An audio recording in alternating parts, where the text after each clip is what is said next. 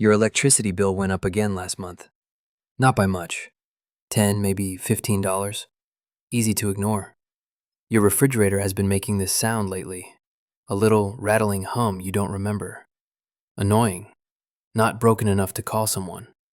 And that air conditioner you bought 3 years ago? It died last summer. The one before it lasted 7. You probably blamed bad luck. Cheap manufacturing, the usual suspects. But there's another explanation people almost never say out loud. There's a decent chance AI is tied to all of it. Not directly, not in a way you'd ever notice. That's kind of the point. Every time you ask ChatGPT a question, every time someone generates an image with Midjourney, every time a company trains a new model, that demand lands somewhere physical, in massive data centers pulling electricity non-stop. And those data centers are doing something to the grid that quietly changes the power coming into homes nearby. It's making your electricity worse. And worse electricity costs money in ways that don't show up as a neat line item on your bill.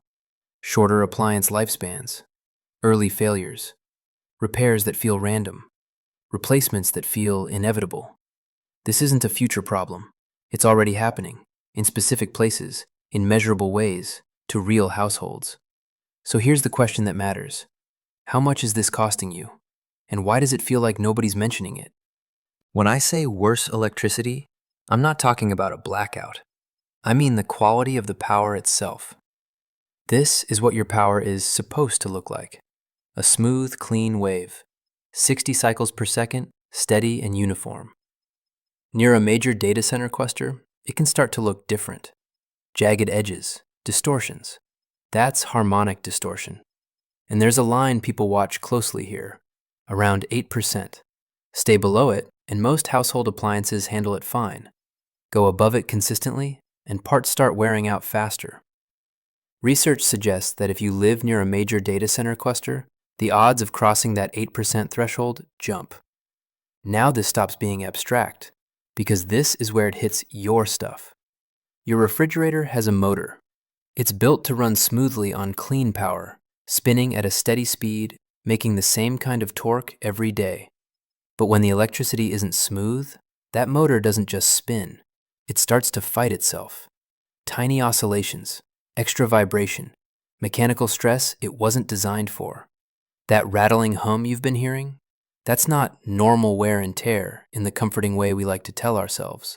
It's a machine being asked to work on dirty input, and the stress stacks up. Day after day, month after month, until one day the motor burns out earlier than it should. Spoiled groceries, a repair bill, or a full replacement if you're unlucky. Same story with your HVAC, your washing machine, electronics, anything with sensitive components, motors, or power supplies. They can tolerate variation, sure, but not forever, not above the line. Industry estimates suggest sustained harmonic distortion above acceptable levels can cut appliance lifespan by about 15 to 30%. So let's put that into household math. Say you have $10,000 worth of major appliances: refrigerator, washer, dryer, HVAC. Normal lifespan, 10 to 15 years. If bad power shaves even 20% off that, you're replacing things 2 to 3 years sooner than you should. That's roughly $2,000 in accelerated replacement costs you never agreed to pay. And here's the part that makes it feel almost unfair. You'll probably never know it was the power. You'll just think you got unlucky. Meanwhile, the data centers that helped push the distortion in the first place, they're not paying for your refrigerator. So what's actually causing this? AI data centers. And they're not quite the same as the data centers we've had for decades. Google's been running data centers since the early 2000s. Email, cloud storage, maps, all of that takes serious infrastructure.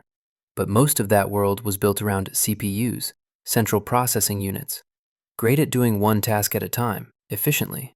AI leans on GPUs, graphics processing units, built for video games originally, now repurposed for machine learning. The difference isn't just technical, it's energetic. Take NVIDIA's H100 chip, a workhorse of modern AI. At peak, one chip can draw about 700 watts. That's basically a small household appliance, like an air fryer or a microwave, running constantly. At first, that sounds manageable. Data centers have handled power-hungry gear for years. But AI doesn't use one chip. It uses tens of thousands, all running at the same time. So you're not looking at one air fryer. You're looking at a small city's worth of continuous demand. And the demand isn't leveling off. It's climbing fast. When OpenAI trained GPT-1 back in 2018, it required about 18,000 petaflops of compute. GPT-4? 21 billion petaflops. Not a typo. From thousands to billions in under 5 years. And GPT-5 is coming, and whatever comes after that. Compute grows exponentially. Power demand follows. Infrastructure strain follows. And that strain doesn't stay inside a fenced-off campus. It pushes back into the grid, into transmission lines, into the power quality feeding homes and businesses nearby. But here's what people miss when they talk about AI's energy appetite. It's not only how much electricity these facilities consume, it's how they consume it. And that how is where the real risk starts. Traditional data centers spread their workload out. One server handles an email request. Another answers a search query. Another streams a video. Demand rises and falls, but it's distributed, staggered. The grid can predict it, balance around it, and recover when it needs to. AI doesn't behave like that. Most AI work falls into two modes: inference and training. Inference is what you touch. You type into ChatGPT, it answers. The model is already trained, already sitting there. It just processes your request. That demand moves with people. Morning spikes, lunch lulls, evening peaks. Variable, but still, human-shaped. Training is the opposite. Training is when companies feed massive data sets into a model to improve it, sharpen it, expand what it can do. The behind-the-scenes part that makes inference possible at all. And training has one goal: run as much compute as possible, as efficiently as possible. Which means, when a training run starts, you don't want a few GPUs waking up here and there. You want the whole facility firing at full power, all at once, for hours, sometimes days. It's synchronized demand. Think of it like this. Traditional data centers are a highway with steady traffic. Cars come and go, but the flow is manageable. AI training is like every car on that highway slamming the gas pedal at the exact same moment. The road didn't change. The behavior did. And suddenly, the same road feels fragile. And here's why the grid cares. Electric grids run on a tight balance. Supply has to match demand. Always. Immediately. If demand spikes faster than supply can adjust, the system wobbles. Frequency drifts. Voltage shifts. Equipment starts doing things it was never meant to do. Grids are built to handle some sudden change. That's what peaker plants are for, especially natural gas units that can ramp up when demand rises, ramp down when it falls. But fast, in grid terms, still means minutes. AI training doesn't give you minutes. A facility can jump from idle to full training mode and add hundreds of megawatts in seconds. And when training ends, that load can vanish just as fast. So the grid absorbs the shock. And that shock doesn't stay local. It ripples outward as voltage fluctuations, frequency deviations, and harmonic distortion. The same kind of distortion that turns a quiet refrigerator motor into a rattling, stressed machine. This is the hidden cost of AI's power pattern. Not just how much energy it uses, how violently it uses it. And the more concentrated these facilities become, the bigger the shock. Which brings us to Northern Virginia. July 10th, 2024. Northern Virginia. Somewhere on a transmission tower, a lightning arrestor fails. A lightning arrestor is supposed to be boring. When lightning hits, it diverts the surge away from the line. It's designed to fail safely, to burn out instead of letting the voltage tear through the system. This one did what it was supposed to do. It failed.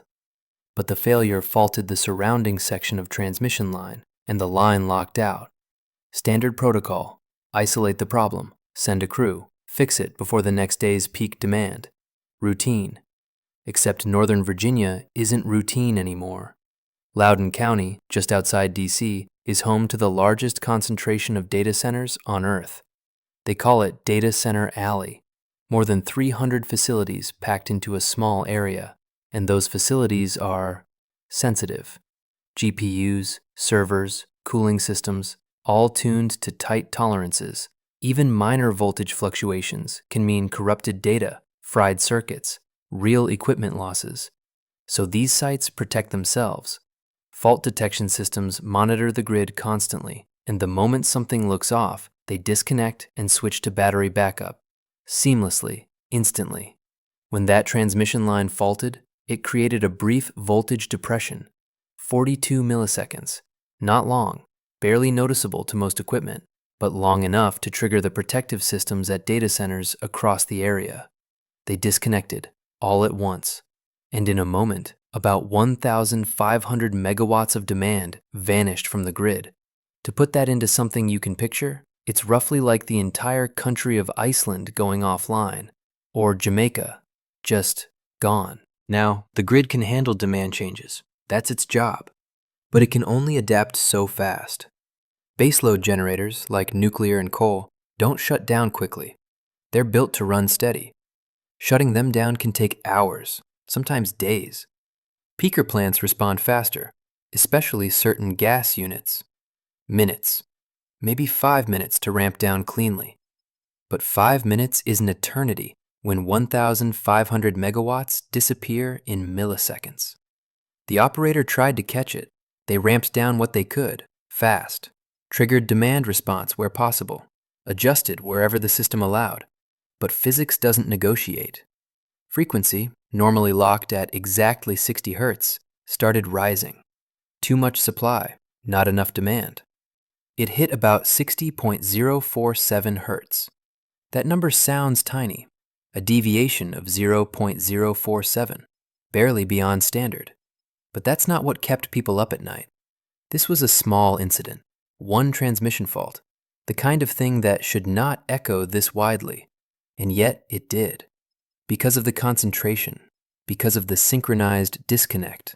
And this time, the deviation stayed small. The grid stabilized. The lights stayed on. Northern Virginia got lucky. Here's the uncomfortable question. What happens when the next incident isn't small? Or when there are more data centers connected than there were on July 10th? Because if frequency swings far enough, protective systems across the wider grid start tripping. Power plants disconnect to protect themselves. Transmission lines shut down to avoid damage. One failure becomes 2. 2 becomes 10. That's how cascading blackouts happen. Not from one dramatic explosion. From a chain reaction the grid can't stop once it starts. Texas, 2021. The Northeast blackout, 2003. Spain and Portugal, 2003. Different triggers, same basic pattern. Frequency instability that cascades. Northern Virginia wasn't a blackout. It was a warning shot. And the problem is getting bigger, not smaller. AI data centers aren't slowing down. They're expanding and moving into areas where the grid is even less prepared. So the next time the grid takes a hit, it might not be a warning. It might be the real thing. And if the lights go out because a cluster of data centers disconnected in sync, that's another cost you never agreed to pay. So what's being done about it? In Loudoun County, the answer looks like this. Not enough. Not fast enough. If you're a developer and you want to connect a new data center to the grid there, you submit a connection request. The grid operator reviews it. Is there enough generation capacity? Enough transmission capacity? Will adding this facility destabilize the system? Then they approve it. Or they don't. In Loudoun County, that queue is now measured in years. 4 to 7 years. Not because people aren't working, because the infrastructure just can't support the demand yet. And building new infrastructure takes time. New transmission lines, upgraded substations, higher capacity transformers. All of it expensive. Billions of dollars expensive. Which brings us to the question nobody wants to answer cleanly. Who pays? In theory, the developer pays at least part of it. Connection fees, infrastructure contributions. That's normal.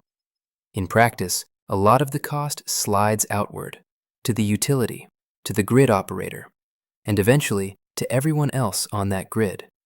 Because utilities don't just absorb billions in upgrades. They recover it through rates, higher bills, capacity charges, infrastructure surcharges. So you're paying for the grid to be rebuilt so AI companies can plug in. You already paid for the grid once, over decades, through your utility rates and taxes. Now you're paying again, and people are starting to notice. For years, Loudoun County pursued data centers aggressively. Economic development, job creation, tax revenue. It sounded clean on paper, but the jobs didn't show up at the scale promised. Data centers are automated. A massive facility might employ a few dozen people. Meanwhile, the downsides stacked up. Strained infrastructure, environmental concerns, and the simple reality of the buildings themselves. Huge, windowless boxes reshaping the landscape. Earlier in 2024, the county's Board of Supervisors reversed a policy that made approvals almost automatic. Now, new data center projects need explicit approval, case by case. No more rubber stamps. Not a ban, just a signal. The honeymoon is over. And Loudoun County isn't alone. This pattern is spreading. Traditional clusters get congested, overloaded, politically contentious. So companies look for new ground, places with cheap land, abundant power, and local governments still eager to deal. Places like Mesa, Arizona.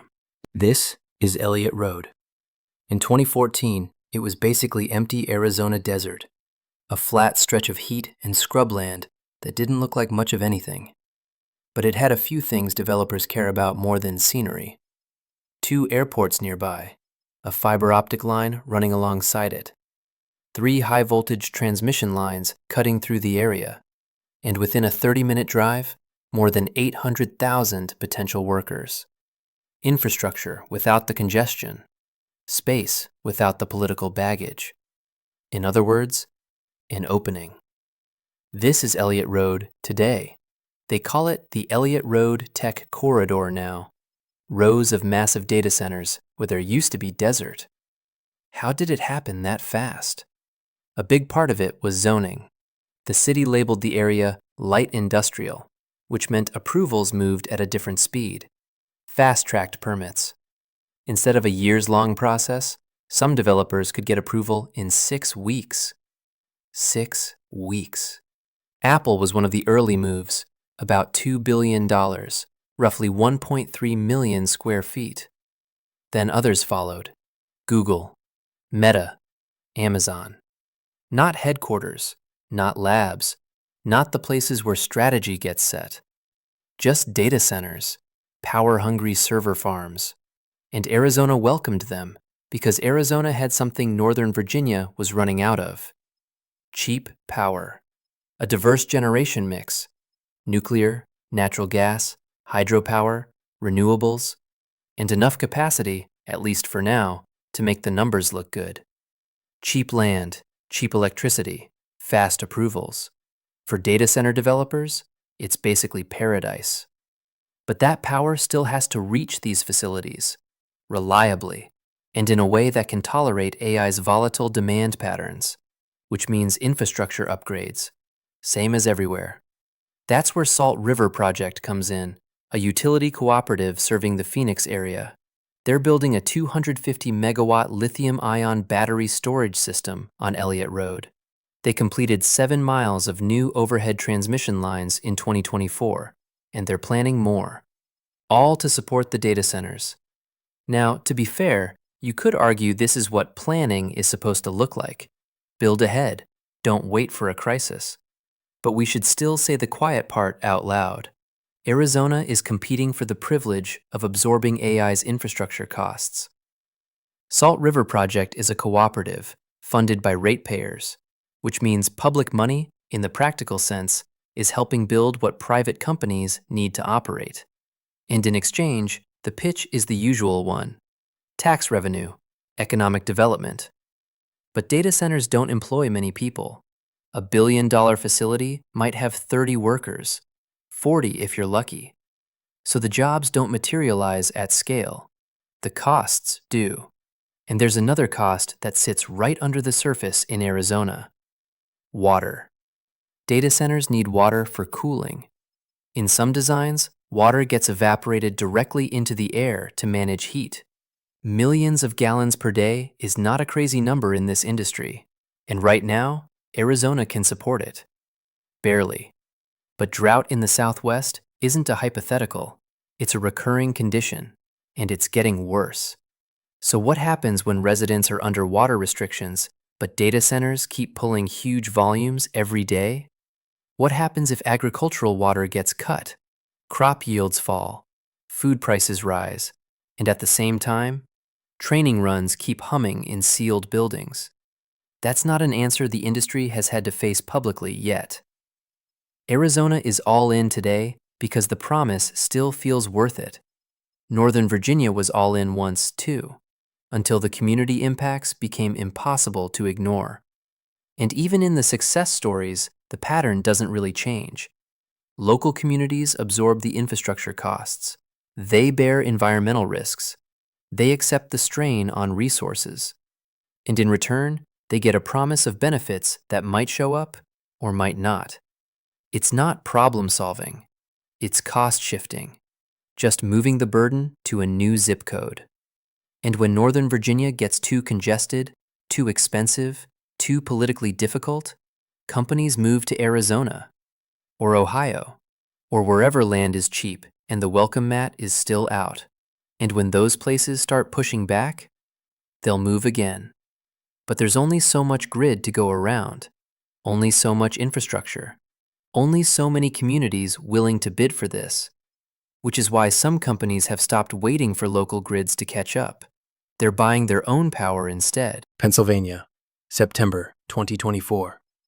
Microsoft announces a 20-year power purchase agreement with Constellation Energy, 835 megawatts of generating capacity dedicated to Microsoft's data centers.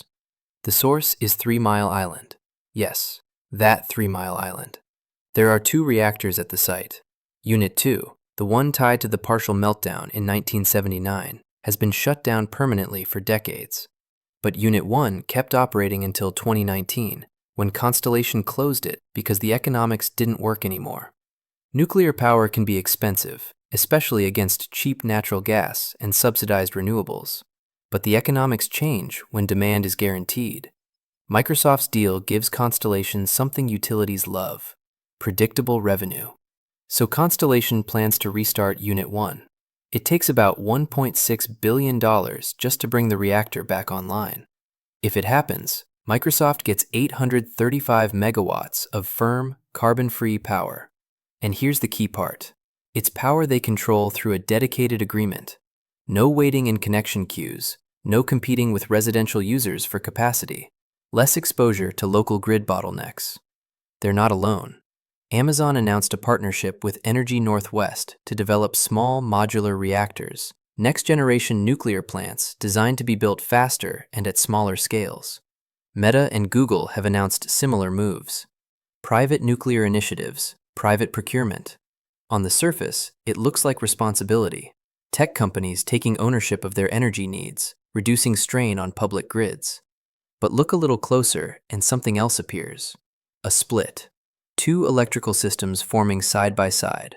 One for organizations that can afford to secure their own supply. Clean, reliable, privately arranged. And another for everyone else. The public grid. Increasingly strained, increasingly complicated. When shared infrastructure becomes too expensive and too messy, the biggest players build an exit. And the people who can't build an exit inherit what's left.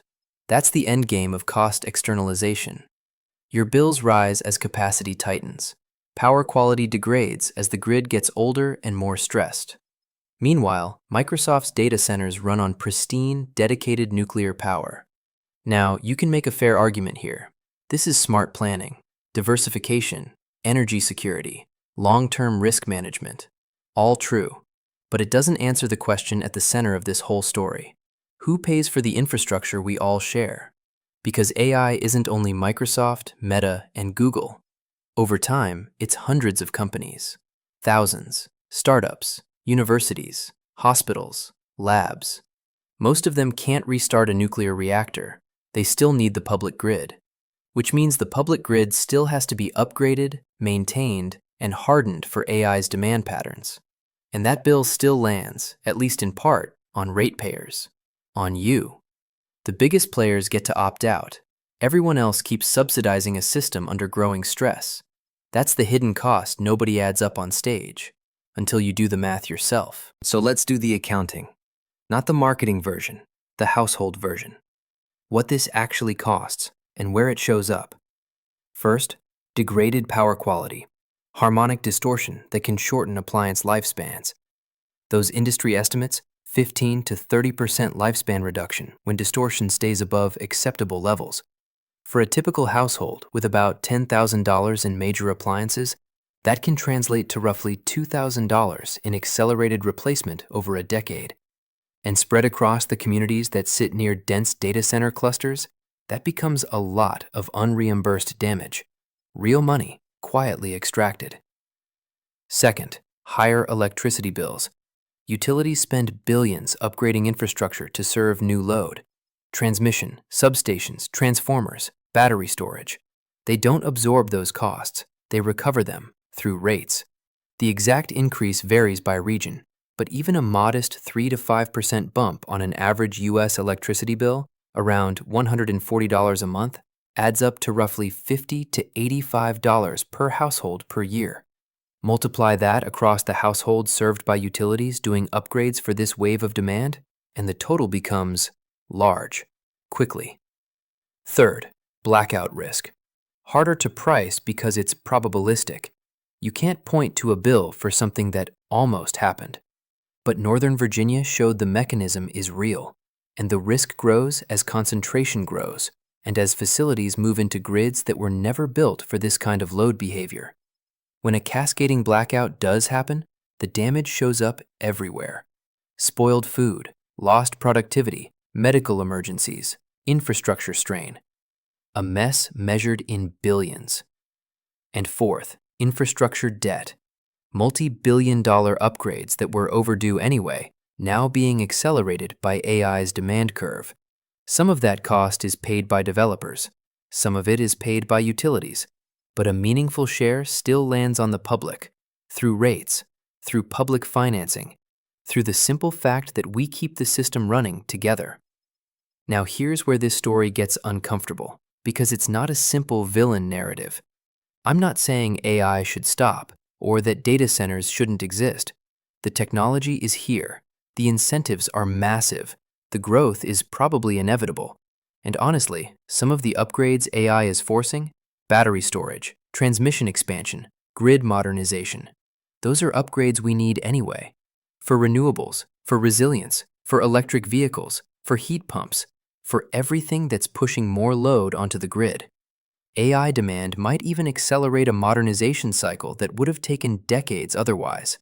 The battery storage built to smooth AI's volatile demand patterns can also help stabilize solar and wind. The transmission lines built for new load can also move renewable energy from remote generation to cities.